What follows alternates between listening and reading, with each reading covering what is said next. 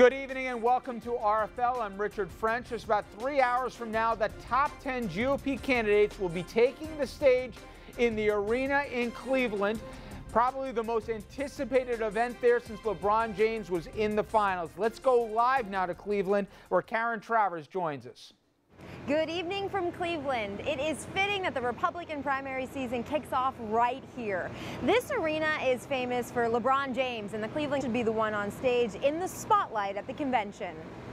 10 Republican contenders, one potentially epic showdown. The goal for 9 of them, break through and stop one man from dominating the night. They have to figure out a way to get oxygen back in the race, because right now all of that is being consumed by anticipated thing in Cleveland since LeBron James unexpectedly got the Cavs to the finals here. Does it have that kind of vibe here tonight?